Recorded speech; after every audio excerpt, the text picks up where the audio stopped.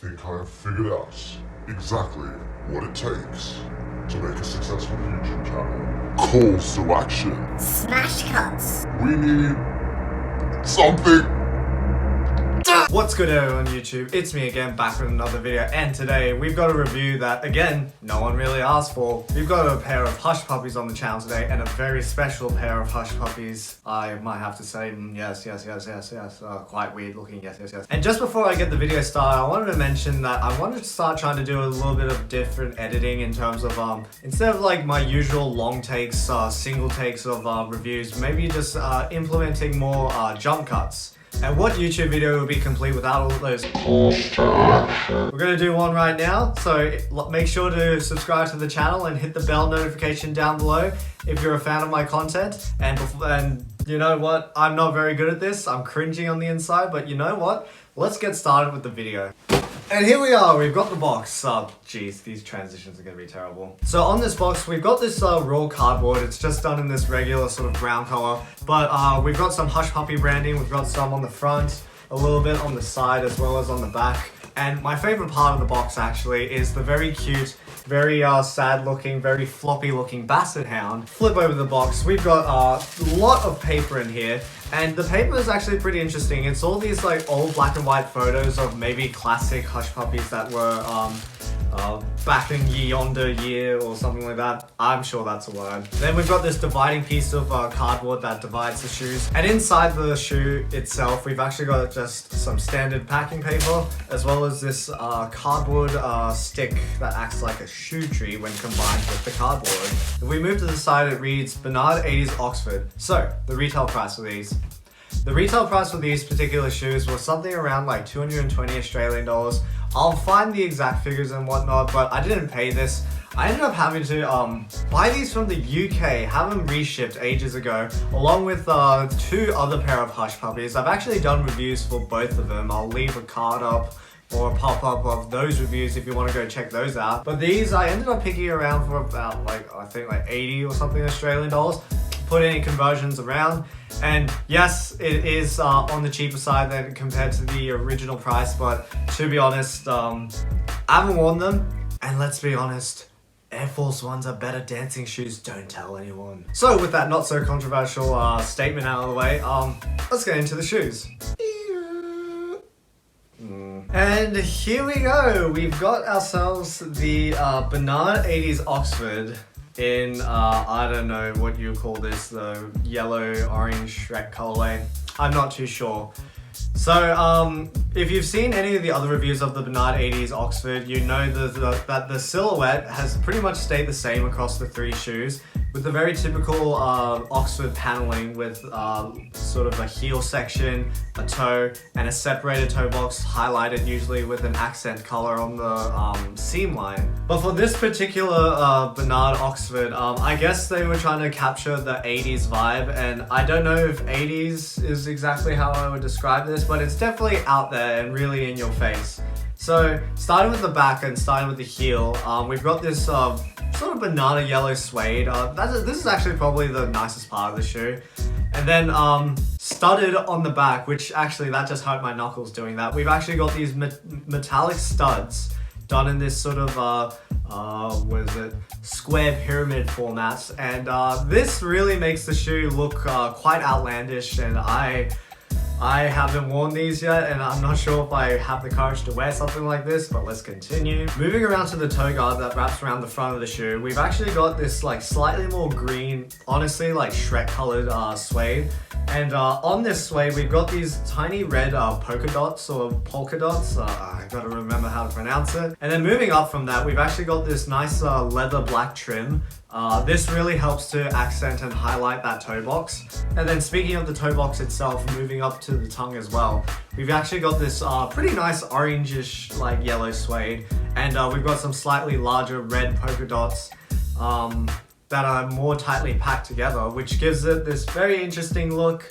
Then just to mention the inside of the shoe, because the inside has a pretty interesting insole. Written in gold text, we've got limited edition Hush Puppies, established in 1958, so definitely a long time coming, or a long time existing.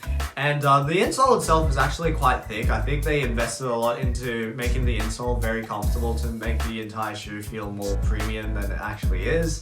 And then moving down to the midsole is where they've made some other changes as well. You've got this wood sort of board that sews into this what they call 0G foam, and the 0G foam is sort of molded a bit like a dress shoe, but at the same time it has some sneaker aspects to it, which I am not a huge fan of, but it's definitely more comfortable than, say, a classic Bernard Oxford with the huge like heel toe drop. And then moving to the outsole is actually just the foam continued to the bottom, so there's no rubber on this. It's got this very interesting traction pattern. I don't know how to describe it. It's all these like sort of ridges.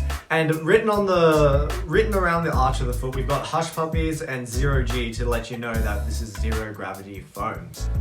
So that pretty much covers the main features of this particular shoe. In terms of sizing, I did find for most dress shoes, usually I find that they fit a little bit big, so I tend to go down half a size.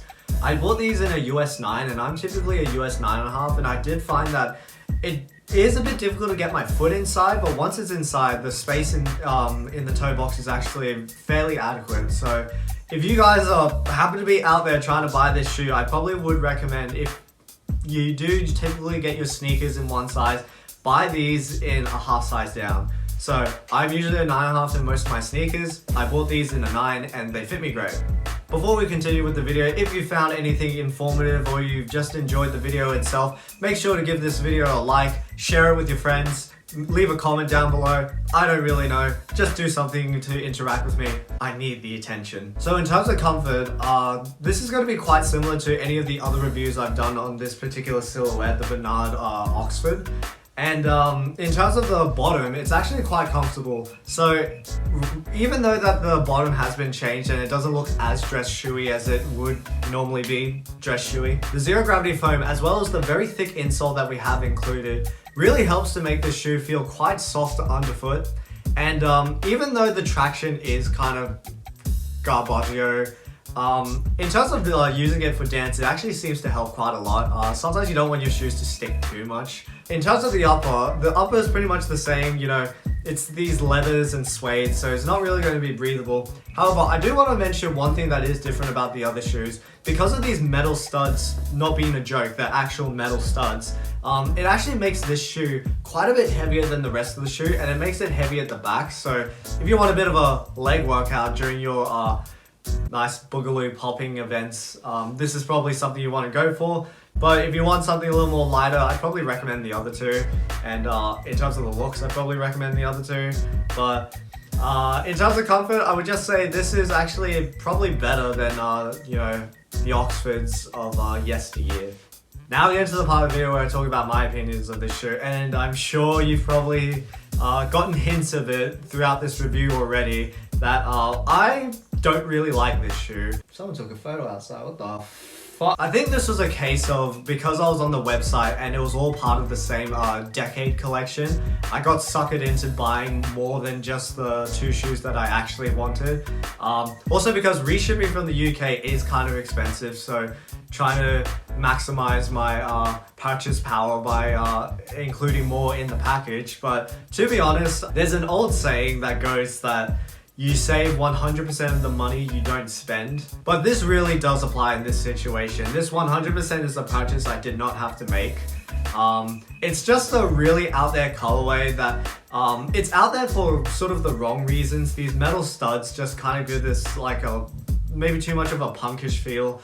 And then these red polka dots, and as well as the color combination of the suede itself, just isn't that attractive to me. I do think the yellow and orange works quite well, but the Shrek green toe box is just not really something that I find very appealing.